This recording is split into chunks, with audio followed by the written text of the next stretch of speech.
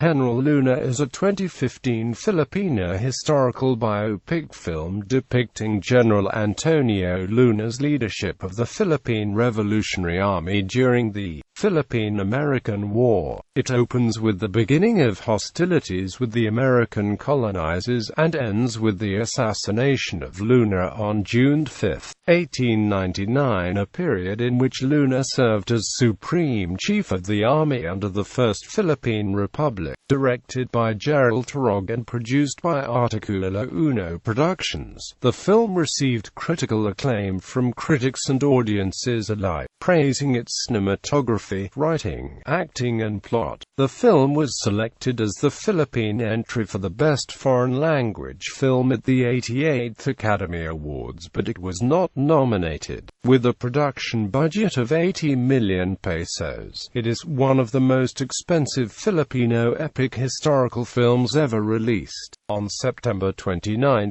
2015, it broke previous record of 160 million pesos to become the highest-grossing Filipino historical film of all time, despite a 50% discount offered student viewers. By the beginning of its fourth week, the film was well on its way to reaching the 200 million pesos gross ticket sales. In October 11, it was officially announced that the film had reached its 240 million pesos break-even point. Plot: President Emilio Aguinaldo, together with his Prime Minister Apolinario Mabini and the whole presidential cabinet, are debating the issue of the American presence in the Philippines. Felipe Buencamino and Pedro Paterno support a trade with Americans, while General Antonio Luna and General Jose Alejandrino want to wage war to gain independence for the Philippines. Luna asks the cabinet to authorize a preemptive strike while the Americans have yet to land their ground troops. Aguinaldo, however, assured his cabinet that the Americans had promised to help win freedom from the Spanish overlords.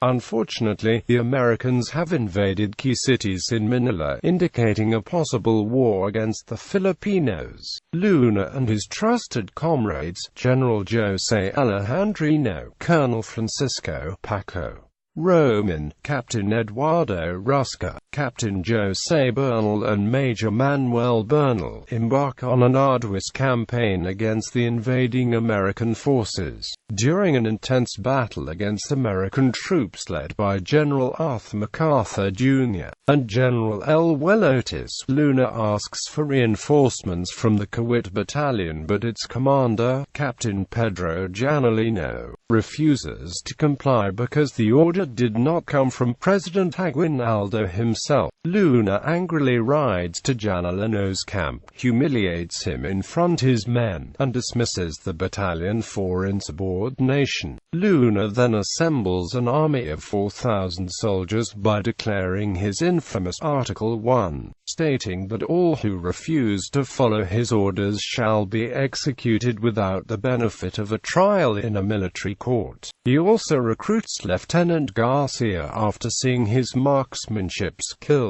and makes him commander of his elite unit of sharpshooters. As the war drags on, Buencamino and Paterno indicate the support of a proposal by the Americans for Philippine autonomy. Enraged by this, Luna orders their arrest. Luna's campaign is undermined by General Tomas Mascardo, who opposes Luna's order for reinforcements, stating that he will only follow the president's direct orders. While the two generals are about to clash in Pampanga, the Americans advance steadily as other Filipino generals like Gregorio del Pilar retreat to the north. Luna visits Aguinaldo and Mabini to file his resignation, knowing that Buencamino and Paterno had been set free. Aguinaldo refuses to accept his resignation, but agrees to let Luna establish a headquarters for the Philippine Army in the north. Later, Luna is summoned by a telegram to the president's headquarters in Cabanatuan. Although his officers are suspicious,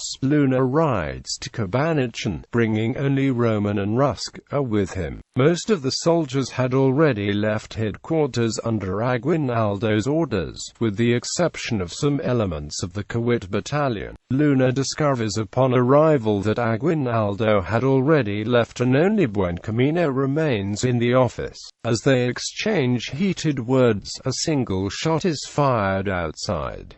Luna investigates and encounters Captain Janelino and his men, who attack him. Luna is shot, stabbed, and hacked repeatedly to death. Roman is also killed while a wounded Rusca surrenders to the Kuwait soldiers. Most of Luna's remaining loyal officers are arrested, while some are killed, including the Bernal brothers. As ordered by Aguinaldo, Luna and Roman are buried with full military honors by the Kuwait battalion, the same men who killed them. Mabini, who is among the mourners, notices a bloodied bolo of one of the soldiers. However, the Kuwait battalion would be exonerated thereafter, while American newspapers quickly blame Aguinaldo for the death of Luna. After the war, an aged Aguinaldo denies his involvement on the assassination. He acknowledges Antonio Luna as his most brilliant and most capable general. MacArthur and Otis acknowledged Luna as a worthy adversary, laughing at the fact that the Filipinos killed the only real general they had. In the mid-credits scene, General Gregorio del Pilar makes ready to cover Aguinaldo's retreat to the north. He gathers Luna's remaining men and orders his aide to select 60 of them. Cast: historical characters: John Arquilla as Gen. Antonio Luna, Monconfado as President Emilio Aguinaldo, members of Aguinaldo's presidential cabinet: Antonio Luna's general staff: Joem Bascan as Col. Francisco Paco Roman, Artikulo as Marge, Manuel Bernal, Alex Medina as Captain, Jose Bernal, Archie Almania as Captain, Eduardo Rusca, Ronnie Lazaro as Lt. Garcia. Members of the Cavite faction of the Philippine Revolutionary Army: other Philippine Revolutionary Army personnel, United States Army personnel. Other supporting characters: fictional composite characters: Aaron Villaflor as Joven Hernando, the film's POV character, a fictional journalist interviewing Luna; Mylene Dizon as Isabel, a composite character of several of the historical Luna's love interests. Production.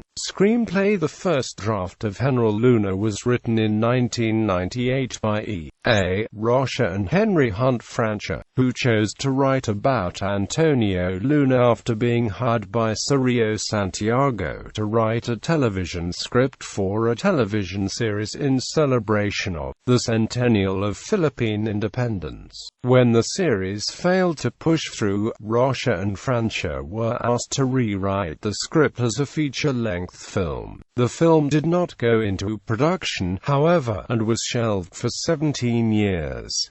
Francha died before the film's release. Eventually, Leo Martinez convinced Rocha to submit the script to the Film Development Council of the Philippines. Jerrold Tarog, who had separately developed an interest in making a film about Antonio Luna after reading literature about him, learned about the Rocha and Francha script, and asked if he could use it for his planned film. Tarog got permission to rewrite the script, which was originally written entirely in English, and then asked fellow director Alvin Yapan to help translate it into formal Tagalog. Tarog then tweaked the script further, simplifying it, and adapting it further for the appreciation of modern audiences. Notably, one of Tarog's later changes was to separate the Mascado and Janelino characters, which at one point had been merged into a composite character, Masclino, who would have taken on characteristics of both historical characters. Tarog indicated that separating the characters would help flesh the film out further, and give it more highlights.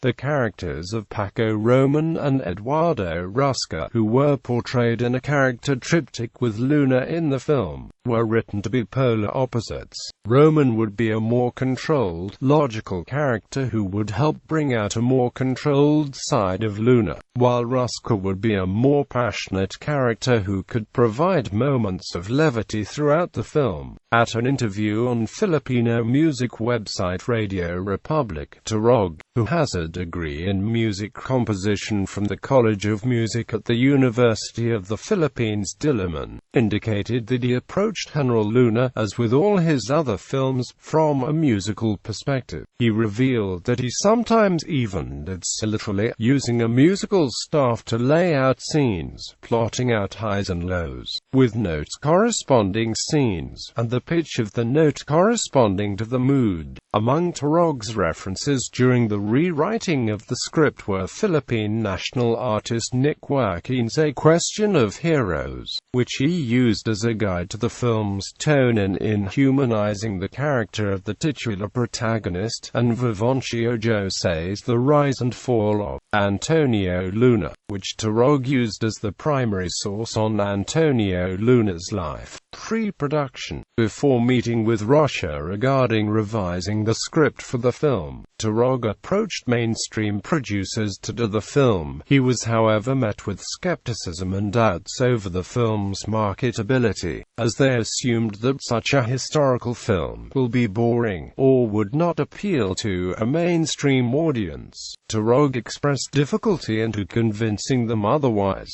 lamenting that the local film industry has been institutionalized into producing films solely for entertainment, without taking into account those that contribute to the minds of the people. The film was bankrolled by businessman Fernando Ortegas' film production outfit Artikulo Uno Productions, which takes its name from the Philippine-American War military directive prominently referenced in the Heneral Luna film. Ortegas himself makes a brief cameo in the film.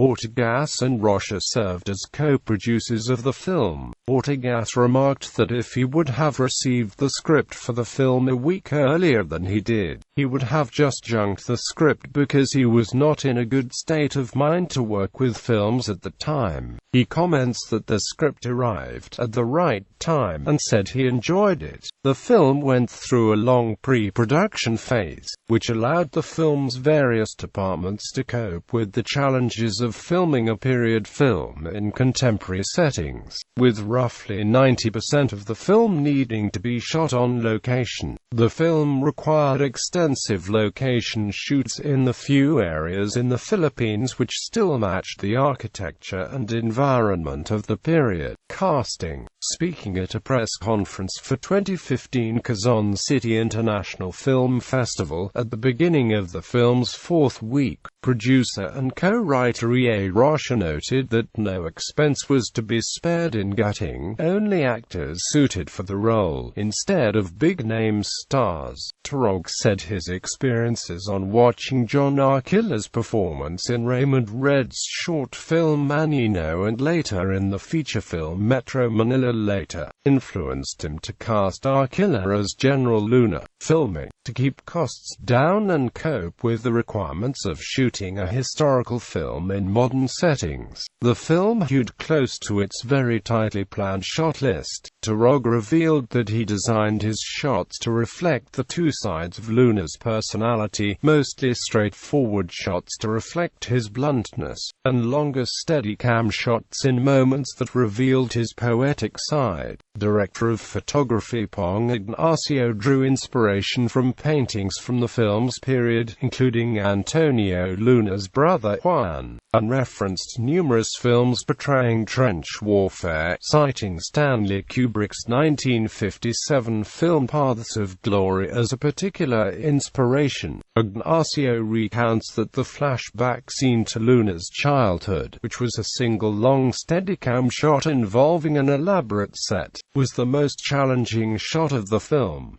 Makeup and prosthetics. Makeup and prosthetics for the film referred extensively to actual pictures of the historical characters. Arquila had to grow out his moustache for the film, while Confado lost significant weight for the role. Gonfado also had to spend a long time looking for a barber who could render Aguinaldo's iconic haircut well. Carmen Reyes, who oversaw the makeup and prosthetics for the film, revealed that the makeup for Bing Pimentel, who portrays Luna's mother in two time periods, was particularly challenging. She also added that the choice to portray General Mascardo with only a partially formed moustache was symbolic, reflecting his frustration about being overshadowed by Luna. Visual effects. Visual effects company Blackburst Inc. was tasked to take on the film's visual effects, often in an effort to make a scene shot in a modern location fit seamlessly into the period storytelling of the film. In many cases, Blackburst removed modern elements such as electric wires from houses and other backgrounds shot on location, or changed details, such as roof shingles on buildings, to match the period. In other cases, Blackburst added digital set extensions, notably the ships in the scene of the Americans arriving in Manila early in the film. All of the ships were added digitally using Autodesk Maya, and crafting the particular effect took the entire production timetable. Background CEO John Dablo, who also served as the film's visual effects director, revealed that Tarog was very meticulous about the effects, paying attention even to the angle, power, and timing of individual gunshots. Music. Aside from taking on duties as the film's director, co-writer, and editor, Tarog also composed the score of the film, drawing inspiration from numerous Russian classical composers beginning with Igor Stravinsky mentor Nikolai Rimsky-Korsakov. Acclaimed singer-songwriter Ebba Dancel, Tarog's fellow alumnus from the Rural High School in Los Baños, Laguna, was commissioned to write and perform the movie's theme song, Hanggang Wala Nang Bukas. Release. Pre-release screenings. Pre-release screenings of the film were held at selected venues in the United States, August 30, 2015 in Anthology Film Archives Cinema in New York City and AMC Rio Cinema in Maryland, Virginia and Washington, D.C. August 31, 2015 in Marina Theater in San Francisco and Krikorian Monrovia Cinema in Los Angeles, California. The film was also screened at the Philippine Consulate General in Dubai, United Arab Emirates on August 30. Marketing. The film was released with the tagline, Bayan o Sarili, a tagline later used by fans on social media to criticize theaters who had pulled the film out in favor of mainstream films. Much of the public interest in the film came from word of mouth and social media. By September 19, the film's official trailer posted on YouTube has garnered over 1 million views. Theatrical release. The film's general release in the Philippines nationwide began on September 9, 2015. After initially opening in about 100 theaters, Heneral Luna was pulled out in many theaters entering its second week, mostly to make way for the Hollywood and mainstream films that were scheduled to open. Down to around 40 cinemas, fans of the film rallied on social media and appealed to theater owners, especially the Edem, Ayala and Robinson cinema chains, to provide more venues for the film. On the opening of its second week, the film was shown to 79 theaters in the Philippines and then was increased to 94 by the weekends due to the increase of popularity. Word of mouth, critical acclaim, and social media coverage boosted the film's popularity, resulting in sold-out theaters nationwide, prompting cinema owners to show it again in the theaters. Reception. Box office. Since its theatrical release on September 9, 2015, Heneral Luna has made 180 pesos in million gross sales at the box office, only 20 million pesos short of the 200 million pesos it needs to be able to break even at the box office, after cinemas' cut in ticket sales have been considered. On September 29, 2015, it passed the 160 million pesos mark to become the highest-grossing Filipino historical film of all time. As an independent film, Heneral Luna had a limited marketing budget, resulting in relatively low sales in its first week, 15 million pesos from September 9 to 15, 2015. Due to positive word-of-mouth, ticket sales surged on Heneral Luna's second release week, earning 44 million pesos from September 16 to 22. Despite the reduction in the number of theaters showing the film early in the week, the distributor of the film, Joji Alonso, noted that the first-day gross of the second week is way higher than the first-day gross of the first week, and to think the number of theaters was reduced by more than half. On the third week, when even mainstream films normally see a drop in box office sales, Heneral Luna's numbers surged even higher, earning 104,010,219 pesos from September 23 to 29. By the beginning of its fourth week, the film was averaging gross box office sales of about 8.5 million pesos a day. Home media. A nationwide DVD release of Heneral Luna was done by distributor Magnavision Inc. on December 18, 2015. Over 7,000 DVD copies of the film were sold in less than a month since its release, making it the best-selling DVD of any Filipino historical film in the Philippines. Among the bonus features of the DVD are English subtitle, a music video for the film's official theme song, Hanggang Wala Nang Bukas by Abadansel, a making-of documentary, and a short film entitled Ilustrado Problems directed by J.P. Habak, which featured the Ilustrado characters from Heneral Luna in a comedic light. Filmmakers. A forum dubbed as the Heneral Luna Revolution, Game Changer in Film Distribution, was held at Cinema One of Trinoma on October 27, 2015.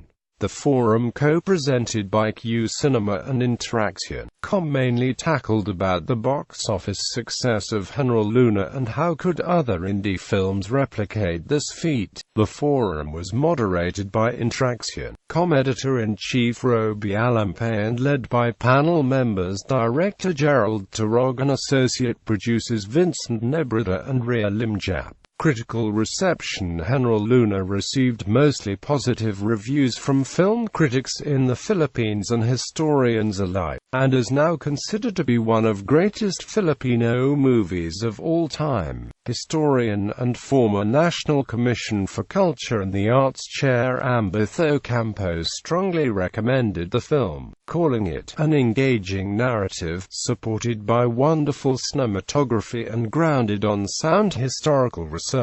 Quote, he added that, when I previewed the film, I commented that it should not open with a disclaimer simply because it is a cinematic retelling of what many consider textbook history and is not a doctoral dissertation. Comparisons have been drawn between Arquila's portrayal of Luna in the film and that of the character he played in John Sayles' 2010 film Amigo, which was also set during the Filipino-American War, albeit on a much smaller scale, depicting the war as it was experienced in a single barrio. Philippine Daily Inquirer Arts and Books editor Lito B. Zuluetis suggests that, by focusing on arguably the most rugged, and therefore the most dynamic, figure of the Philippine War against the American invaders, Jerrold Tarog's Heneral Luna revives the historical action movie and in effect revitalizes two dormant genres, the action film and, more important, the historical film. Michael K. H. Olim from the Daily Tribune also gave a positive review, saying, timely as it is significant, John Arquilla breathes life to Luna. Complex, poetic, gripping, rapid. Critico Gigi's Cruz calls the film precise in its storytelling and in its depiction of the major players of the revolution, furthering that John Arquilla is excellent. Tarog makes his character human, and creates an essay of everything that is wrong with our nationhood. Tarog's Heneral Luna is fascinating, beautiful to gaze at, and genuinely affecting. Quote, Click the City critic Philbert Ortiz DY gave the film 5 out of 5 stars, saying, beyond its obvious technical achievement, Heneral Luna is worth seeing for its audacious approach to tackling our country's tragic history, all at once bold, artful, darkly funny, informed and deeply entertaining. It makes the revolution come alive in surprising, delightful ways. This film triumphs in capturing the spirit of its subject, the whole enterprise fueled with a heady mix of rage, irreverence and a genuine love of country.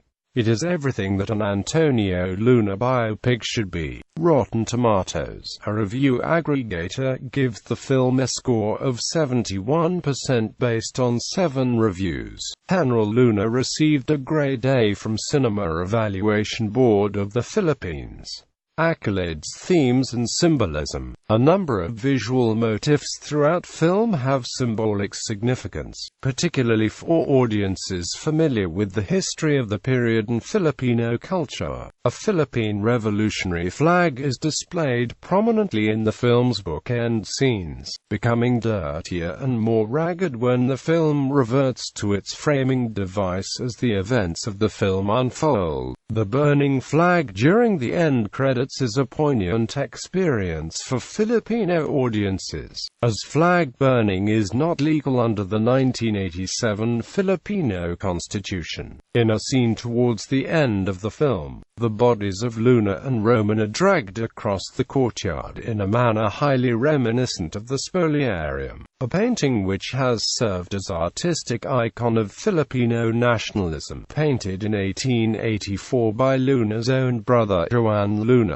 Historical accuracy and significance. With much of the film based on the works of Vivancio R. Jose, the film not only stayed true to the broad historical narrative but to lesser-known elements of Luna's personality, such as his penchant for musical instruments, his close relationship to his mother, his love of women, and his passion for the Philippine countryside. Tarog described the film as an attempt to identify the ills of Philippine society, emphasizing that the Filipinos' biggest enemy has been their own selves and not necessarily colonialization, and has been in a cycle of betrayal. In one of the press conferences for the film's release, Tarog noted that the film took minor creative liberties such as Antonio Luna's frequent usage of the Filipino profanity such as the word putangina in the film in an effort to connect the film to the Filipino millennial generation, which was the film's target audience. There were also inaccuracies in the film's battle scenes.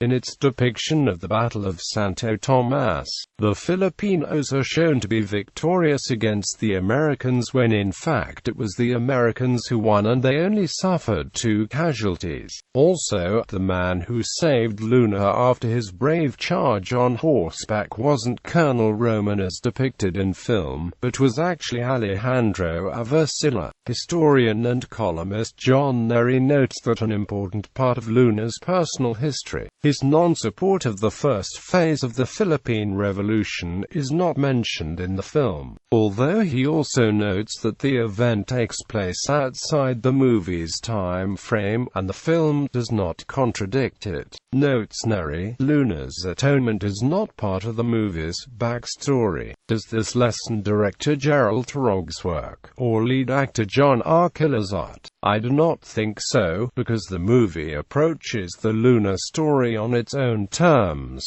One of the creative liberties taken by the film with the historical timeline is that it portrays Apolinario Mabini as still holding a position of leadership at Luna's funeral in June 1899. Historically, however, Mabini had been pressured by his political adversaries into resigning from government a month earlier, in May 1899, replaced in his post as Prime Minister by Pedro Paterno. The film portrays the relationship between Mabini and Pedro Paterno as amicable. Isabel and conspiracy theories related to Ysidra. In an interview with CNN Philippines Pia Hontiveros, Tarog revealed that the name of the character Isabel, played by Mylene Dizon, is a wink to conspiracy theorists who believe there was a relationship between Luna and Ysidra. According to the theory, made popular early in the term of President Benigno Aquino III, who is a descendant of Cojuangco, money squirreled away by Luna from the revolution was actually the source of the Cojuangco family fortune. However, Tarog also revealed that he found no evidence of any such relationship between Ysidra and Luna, and that the name was thus nothing more than a humorous reference. Instead, Tarog revealed that Dizon's character was a composite of several of Luna's lovers and Nicolas Adarit, the woman who tried to intervene between Mascardo and Luna during their argument.